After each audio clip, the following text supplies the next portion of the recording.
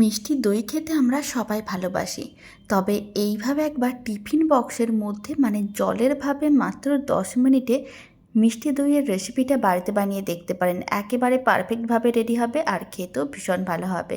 প্রথমে কড়াইতে নিতে হবে ১ চামচ ঘি, ১ চামচ চিনি, ক্যারামেল করে নিতে হবে। যখনই ক্যারামেলটা হালকা লাল হয়ে আসবে তার মধ্যে দিতে হবে ১/২ লিটার দুধ। দুধটাকে ভালো করে গরম করে ফুটিয়ে নিতে হবে। তারপরে দিতে হবে ৫০ গ্রাম গুঁড়ো দুধ।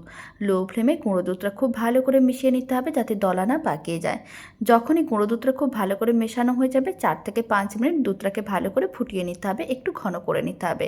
তার মধ্যে স্বাদ অনুযায়ী চিনি দিতে হবে। এখানে আমি ৩ থেকে ৪ চামচের মতন চিনি দিলাম। আবারও খুব ভালো করে মিশিয়ে এর মধ্যে দিয়ে দিলাম ২টোর মতন এলাচ। এতে স্বাদ ও গন্ধ দুটোই খুবই ভালো আসবে। আরও ২-৩ বার ভালো করে ফুটিয়ে ফ্লেমটা অফ করে ১০ মিনিট এইভাবে রেখে দিয়েছিলাম। যখনই ঠান্ডা হয়ে যাবে আর হালকা গরম থাকবে সেই অবস্থায় ২ চামচের মতন দিতে হবে মিষ্টি দই। আপনারা চাইলে জল ঝরানো টক দইও দিতে পারেন। তারপর খুব ভালো করে মিশিয়ে মিশ্রণটাকে টিফিন বক্সের মধ্যে দিয়ে ঢাকনা বন্ধ করতে হবে। কড়াইতে জল গরম করতে হবে, একটা স্ট্যান্ড রাখতে হবে, তার মধ্যে টিফিন বক্সটা রেখে ঢাকনা বন্ধ করে লো ফ্লেমে ১০ মিনিটের মতন ভাপে রান্না করতে হবে। তারপরে টিফিন বক্সটাকে বের করে ১ ঘন্টার মতন ফ্রিজে রেখে দিতে হবে যাতে দইটা ঠান্ডা হয়ে যায়। এইভাবে একবার মিষ্টি দইয়ের রেসিপিটা বাড়িতে বানিয়ে দেখতে পারেন। একেবারেই পারফেক্টভাবে রেডি হবে।